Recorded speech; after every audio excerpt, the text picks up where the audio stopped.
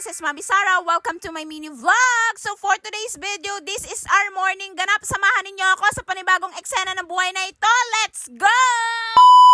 Yes guys, another day, another video na naman nga. At for today's video, this is our morning ganap. Samahan ninyo kami sa panibagong hiram na buhay na eksena na ito. Let's go, atake! So yes guys, gumising tayo ng napaka-early today kasi nga may pasok si Ate Skyler. So kailangan natin magluto ng almusalan. As you can see dun sa video, nakaluto na ako ng sinangag. And bumili lang ako dito ng kape at itlog kasi magluluto tayo ng itlog and ng tuyo ngayong umaga. Ang sarap kaya mag-breakfast ng sinangag, tas may tuyo, may itlog. Perfect. Tas meron kasi kami guys, tirang andoks ba yun?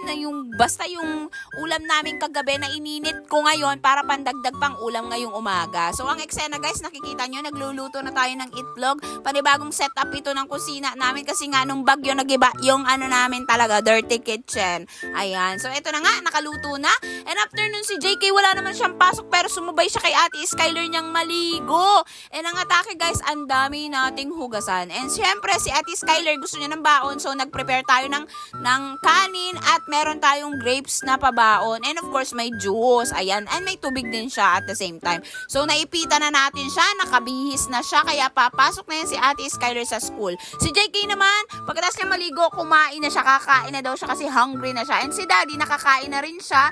And naliligo na siya sa video na ito. And eksena guys, ako na lang hindi kumakain ng almusalan kaya sinimulan ko ng kumain guys para malakas tayo sa umagang ito dahil maragandang bakbaka na naman ang morning natin.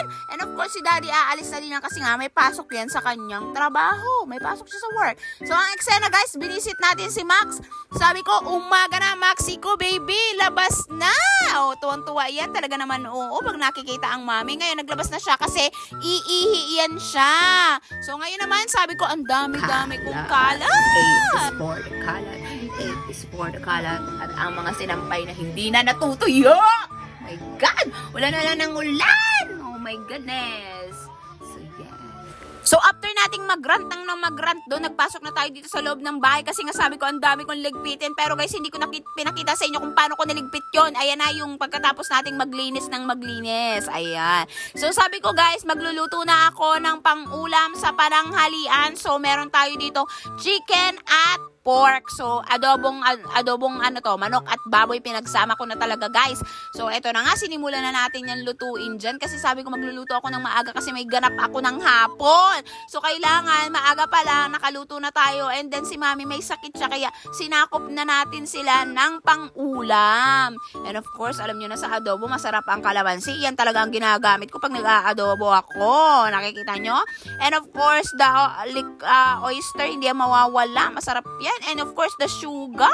So, ang eksena guys, pagkaluto ko, naligo ako. Pagkatapos kong maligo guys, magpapasentro kami ni JK kasi nga iyahatid ko na yung damit na nirentahan namin nung coronation nila. So, ilang days nang nakaraan yun. Pero ngayon ko lang iyahatid. Mabuti na lang.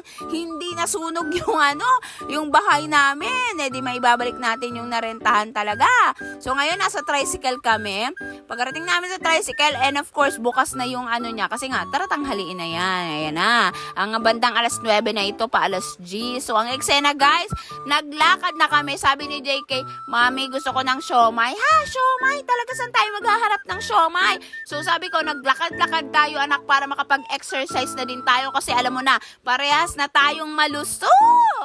Yes, like mother, like son. Lusog, busog. So, ang eksena guys, nakakita na kami dito ng siomay kasi may nagbigay sa kanya guys ng pera. Sabi niya, ibibili niya ng siomay. Ayun daw niya ng toy, siomay na lang. So, masayang-masaya talaga ang atake ng batang ito. Talaga namang kumain na siya niya. Ay, talaga namang kinuha niya na yung siomay. At sabi ko, uuwi na kami. Hindi na ako nagbili ng rice doon kasi may sinaing ako sa bahay. So, ang eksena, hindi sila makakakain ng adobo kasi nga may siomay. So, ayan na po. nagdaan tayo kay Lola Socorro kasi hinatid natin yung bayad dun sa pinatahi natin. And ang eksena guys, maraming naggagawa dito. And nakasalubong natin si Tatay Makaranas at pauwi na tayo ng bahay ngayon. O, ganyan ang atake ng mga persona. Talaga namang sarap-sarapan ang pagkain niyan si JK. Ano na ba naman? Talagang favorite naman baga ang kakainin. So guys, dito ko na tinatapos ang video na to. Thank you guys for watching. See you on my next mini vlog. Don't forget to like, comment, and share, follow, and subscribe to watch more videos.